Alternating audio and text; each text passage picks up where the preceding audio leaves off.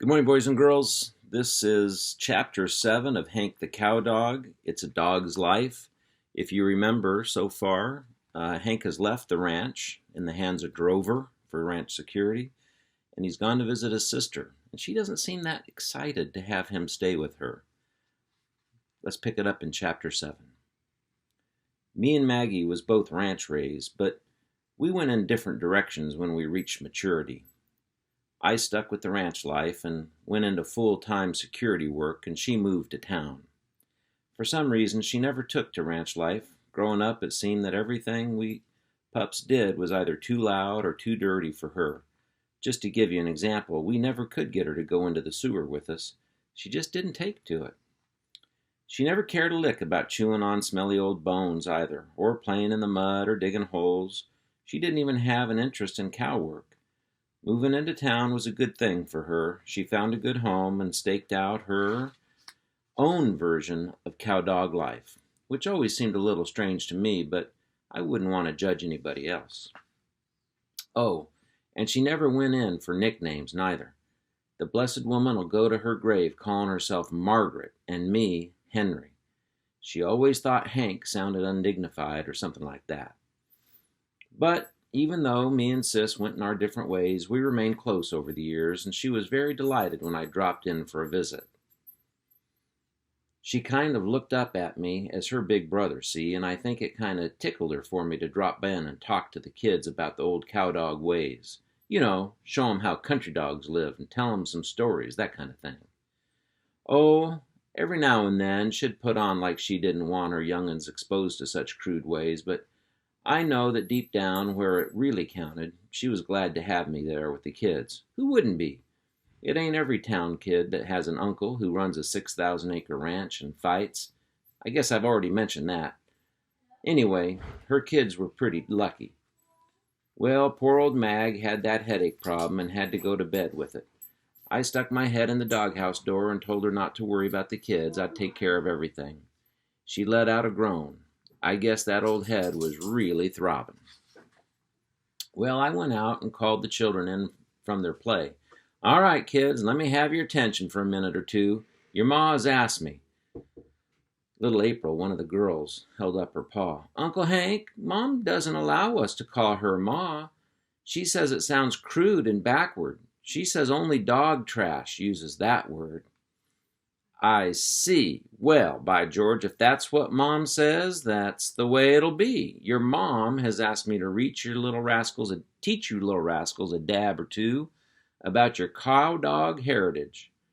Roscoe stared at me with big eyes. Our mother said that?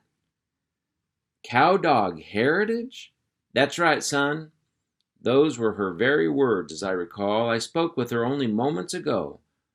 Wow, we thought she was ashamed of her family.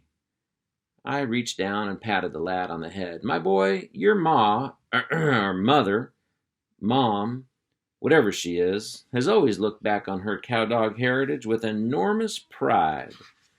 And of course, we all know what she thinks of her Uncle Hank. Four pairs of eyes stared up at me. It got very quiet. Anyway, at your mother's request, I'm going to give you kids a few lessons in cowdogology. I want you to pay attention and follow directions. Any questions? One paw went up. Yes. It was Barbara, the other girl. What does ignorant jackass of an uncle mean? I pondered. A donkey is a four-legged beast of burden, sometimes referred to as a jackass. If a guy had an uncle who was a donkey, he might refer to the uncle that way. Any more questions? The little girl raised her paw. Yes. Are you kin to any donkeys? I got a chuckle out of that. It's amazing how town kids really don't understand basic concepts of biology. No, sweetie, it's not possible. All right. Our first lesson will be how to dig under the yard fence. The kids looked kind of shocked.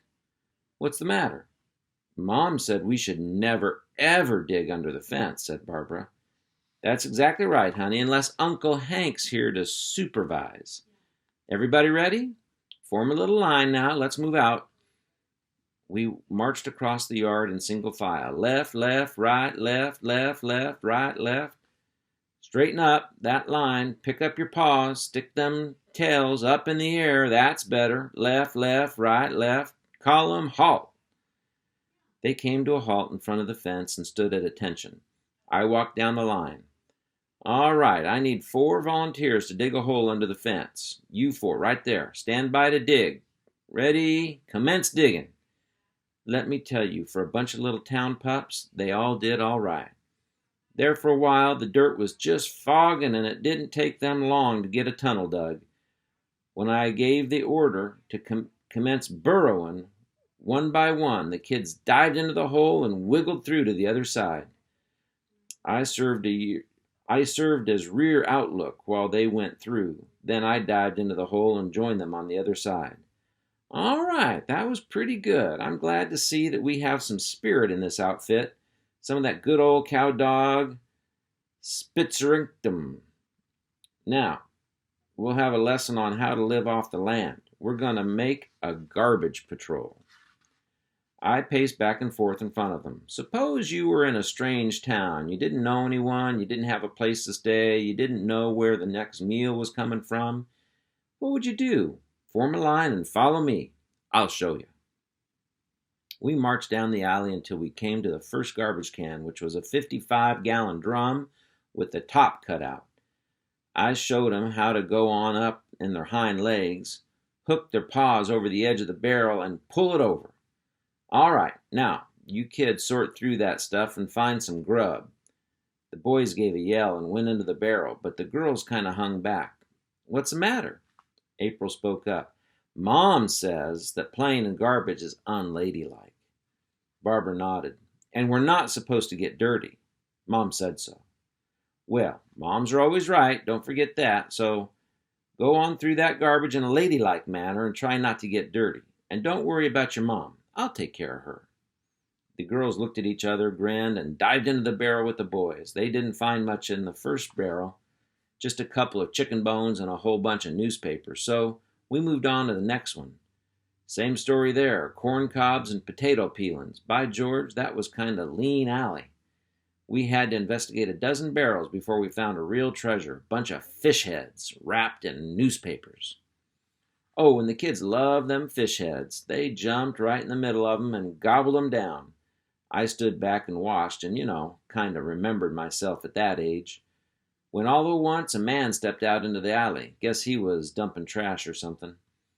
We looked up and down the alley. He looked up and down the alley. You might say he had left a little mess. I mean, when you get all caught up in garbage patrol, you don't stop to think about the mess you're making. The man dropped his trash basket, came running toward us, yelling and waving his arms. Yeah, get out of here, go on. I sounded the retreat and we lit a shuck, headed south down the alley as fast as we could go. We went several blocks and hid in a hedgerow. The kids were out of breath and all excited. Gosh, that was fun, said Roscoe, and the others agreed. I was scared, said Barbara. I thought that old man was going to catch us. Yeah, said April, he sure looked mean. Uncle Hank, said Spot, I like fish heads. And playing in garbage is fun, said Barbara. I smiled and nodded my head. You see, kids, if we hadn't gone on garbage patrol, you never would have learned all this. As your mom's told you many times, education is very important. I stepped out of the hedge and scouted the area to make sure the coast was clear. Then I gave the password. Stinkaroo was the secret word, and the kids formed a line and we went marching home. I figured they'd had enough education for one day. We were marching down the alley, maybe 3 blocks from home, when we passed a yard with a big cedar fence around it. Sitting on top of the fence was a big, fat, yellow cat. My ears shot up and my lips curled, all on sheer instinct. I mean, my instincts about cats are pretty sharp. I glared at her as we went trooping by, just waiting for her to make some kind of a smart remark. You know my positions on cats. I don't like them. I don't go out of my way to cause trouble with the cat, but any time I find one that's shopping around for a fight, I can usually be talked into it.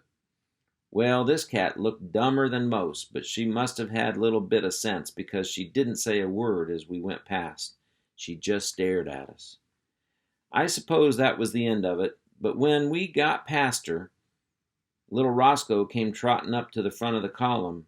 He had a worried expression on his face. "Uncle Hank, that cat said something when we went past." "Hold it! Halt!" The column stopped, came to a halt. "What was that again? That cat said something? What exactly did the cat say?" "She said, 'Your mama wears combat boots.'" "What does that mean, Uncle Hank?" "What that means, young feller, is that we're fixin' to have a demonstration of violence and bloodshed.